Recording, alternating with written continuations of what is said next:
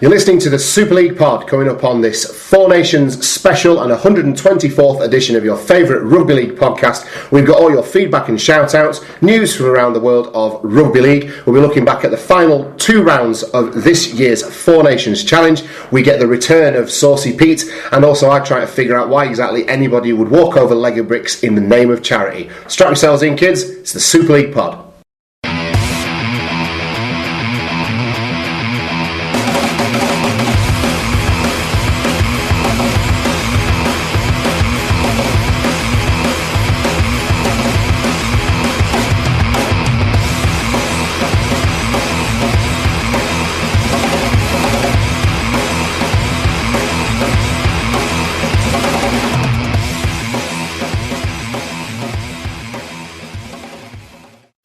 Okay, hello everyone. Welcome to episode 124, for those of you who are keeping count, of the Super League Pod. It's our Four Nations special part 2.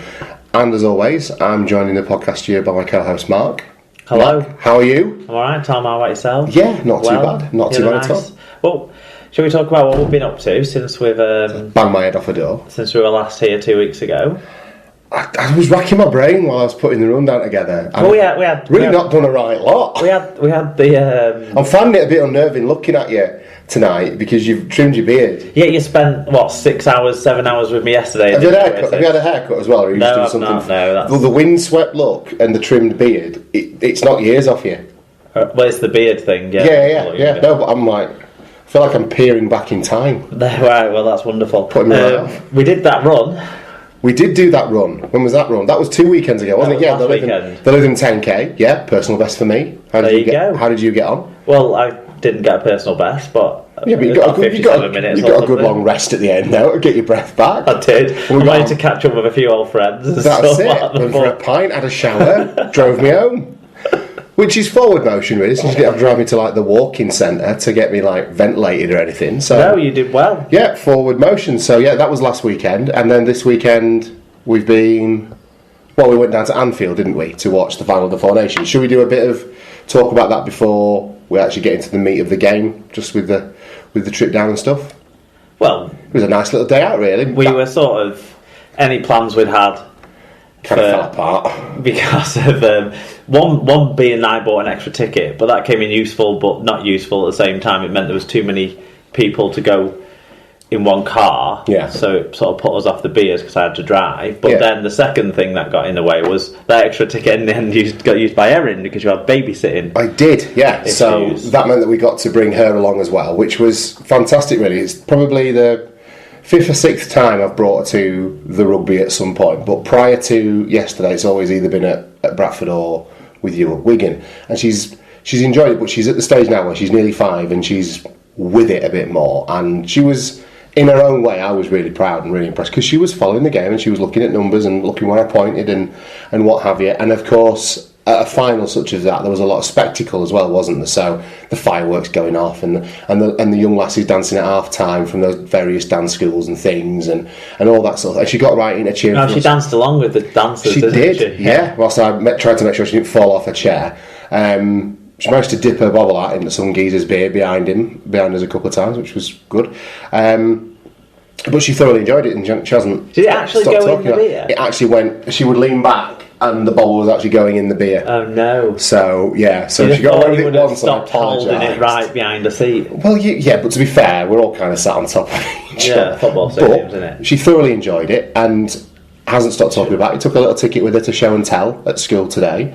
And she was dead pleased that Australia won. We decided we would try and give her a win for a change. She doesn't see a lot of wins when she's a Bulls fan, so we cheered for Australia, and she was dead happy, and she kept track of the score and had a thoroughly enjoyable day. And actually, from my point of view, it was lovely to enjoy rugby in a different way, in being able to not just share it with my mates and have a few beers, but to actually share it with my little girl and see her enjoying it and think, oh, well, this could be something that we really do share together, rather than you were just hoping it just be something I press ganger into doing. Do you know what I mean? Because my time with her is precious and my weekends with her are precious. So if this develops into something that we can share, then it kills two birds with one stone for me. But I'll be made up, because I'd hate to be, crowbar. I'm not would never have crowbarred her into going to the rugby anyway.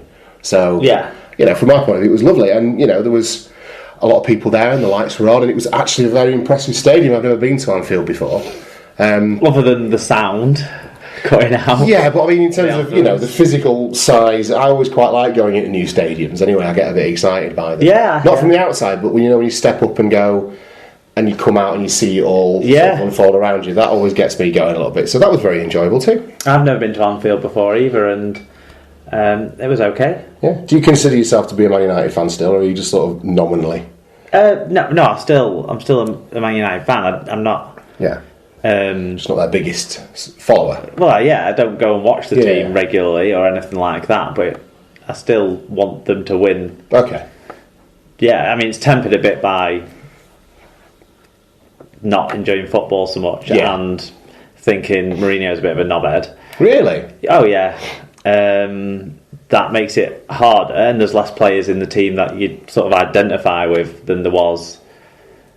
I mean, now we've got West Brom on the TV, and you've got someone like Darren Fletcher playing for them, and you sort of think people like that who were people you could identify with a bit more as a human being. Well, I've had a bit of a... I struggle to do that with some of the players that play for Man United these days. I've had a bit of an upset tummy today, so I've identified with Darren Ferguson. Not Darren Ferguson, Darren Fletcher. Yeah, because he had a poorly tummy for a while, didn't he? I think he's got Crohn's disease or something, hasn't he? Well, really? Ulcerative colitis or something. I don't know. Oh, good Lord. Serious. Oh, right. Well, I'll stop making light of his his condition. Then I thought he just had some sort of I don't know. IBS, maybe spot of that. Yeah, it's all stress related with me, mate. Don't worry about it. I'm under a lot of pressure. So it's constant pressure. So that was Anfield, and it was a good day out, wasn't it? We got home in good time too. Yeah, which was impressive. Is this going to be distracting for you? Shall I turn this off? No. Fantastic, because I've got Walking Dead coming on in a bit. I'll have to turn it off then. Yeah, you'll have to turn it off then. Right, smashing. As long as we've sorted all that out. Right. Do you want to get straight into the feedback and shout-outs? Or shall we talk, more importantly, about the Christmas special? If you want. Well, we're going to have a Christmas special, Mark. Yeah, okay. When's it going to be? A late present for everyone. We'll be doing it on the 28th of December. We'll be recording it, will we? Yes. And then it'll be up the next day, Thursday the 29th. Yeah, so something to fill that period of time between Christmas and New Year for you. A little nugget you can expect. What will we be doing? Well, we'll be predominantly doing a bit of Ask SLP, Mark. So what do we need for that? We need people to tweet us with their hashtag Ask SLP questions. You're all very familiar with it now if you've been listening from the beginning, but if you're a newer listener and haven't experienced Ask SLP, this is kind of a bit more of a free-form phase of the podcast where we basically encourage you to ask us pretty much anything. Yeah, I like rugby league based questions, and you like stupid. The opportunity to show off is that's about right, isn't it? Just anything that sets you up with a good gag, isn't it? Really, absolutely. Yeah, as nuggets for people along the way, I'm putting together a spreadsheet that makes it easier for me to see things like best individual performances and that sort of thing since we started compiling the numbers for the show in 2014. Yeah. So maybe questions about that? Yeah. Don't know. Or any random trivia, really. And one of my favourite questions that we've ever had, I think, was Chris McEwen with what's the airspeed velocity of a North African swallow, which was great. Yeah. So that's the gambit that you can run. Serious, legitimate rugby league statistical queries, Monty Python gags. That's basically your horizon there, kids. So yeah, go on Twitter or go on Facebook or even just send us an email with your hashtag AskSLP messages and questions, and they'll make a big part of the Christmas special. You also get to hear Mark and I exchanging gifts, which is tremendous podcast. We'll have to eventually one of these days video that, Periscope it or something. Possibly, yeah. Possibly. Facebook Live. Facebook Live, so then more people will go onto our Facebook. Stop talking. I've been hoping you would never bring that up, because then what happens is we get the barrage of, well, why don't you just Facebook Live the podcast while you record it? Well, we can't, because we don't. It's not always a linear job, is it, the podcast? No, precisely. That's exactly what we can't do. It puts us far too much pressure to get it done in one take. Right. Anything else you want to cover in the intro? No. Right. So what feedback? I'm good. I think we've got through all our notes. Feedback and shout-outs this week, Mark. Yeah, I'll have a look at what you've picked out for us, because this is all a surprise to me. I don't get to see it in advance when this is very much getting you to spin some plates this week, isn't it, the last couple of weeks. Wire Joe got in touch. He said, cheers for the shout-out, boys. Do you reckon if I offer a joint wedding to Denny, he'll come and do us a couple of years on the wing? That's Denny Solomona wanting him at Warrington. Well, breaking news. Two things are for sure. One of them is Warrington have got a lot of cap space now after today's news, and he would be an improvement on their even an improvement on the likes of Russell and Lynham, I'd say. Yeah, definitely. I suspect he'll be plying his trade for a team that play in blue, but not perhaps in Rugby League next season. You would suggest. That's what he's trying to force. Okay. Marie Wright. Well, shall we touch on the other point about the free money? Have you got that into the news or not? No, I think I missed that one. Because it came along this afternoon, didn't it? That Chris Sandow has informed his agent to inform his club that he doesn't want to come chicken shit anymore. Move that is as well. Will you tell them? What an he's dropped right down in my estimation, doesn't it? Yeah, exactly. Fallen right down in my estimations, to be honest. Well, Warrington hold his registration, so I don't know what implications that'll have over where he can play in the next 12 months. Yeah. But sounds like Tony Smith feels like the club are well rid in general from the comments that have come out about him being a pain in the arse. Are they have they been actually attributed to him? Because sometimes in like social media, you see it was him. Yeah, it wasn't like just a banter page put together thing. There's an interview on all the sort of. I think the first people to get it was Total RL. So check it out there for the full interview with him. Good stuff. But yeah.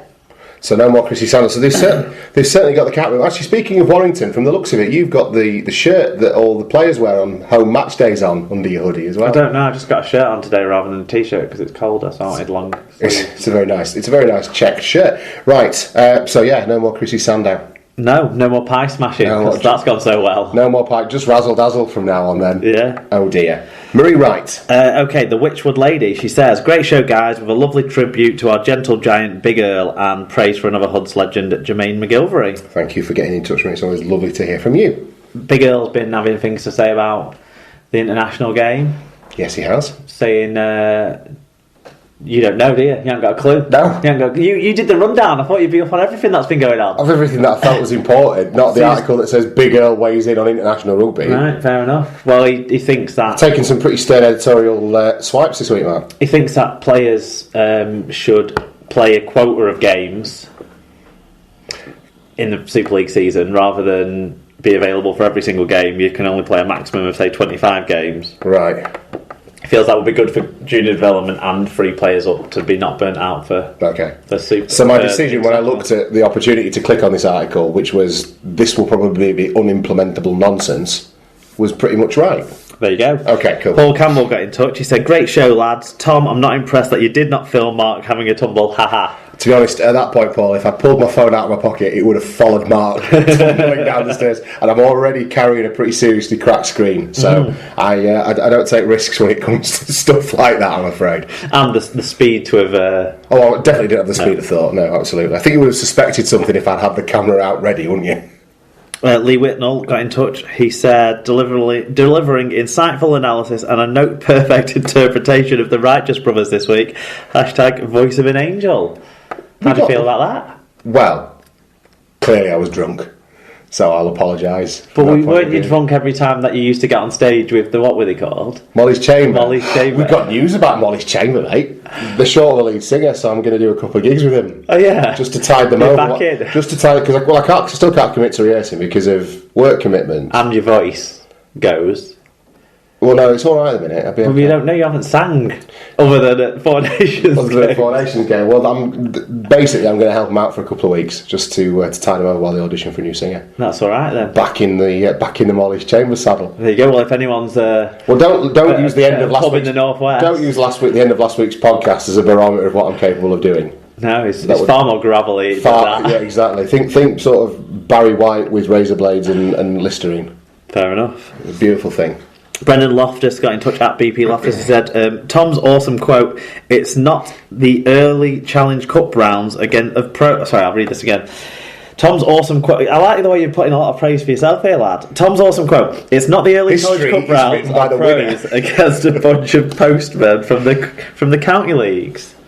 I don't even remember saying that. We were talking about the Scotland... We're talking about Scotland and how they should aim up rather than sort of look for sympathy in terms of being plucky and stuff. Yeah, really. Yeah. No, fair play. And you were saying they weren't all amateurs. Yeah. Paul Michael Craig got in touch. Tom, this is pertinent to you, I think, and it's a piece of news that we touched on, did we last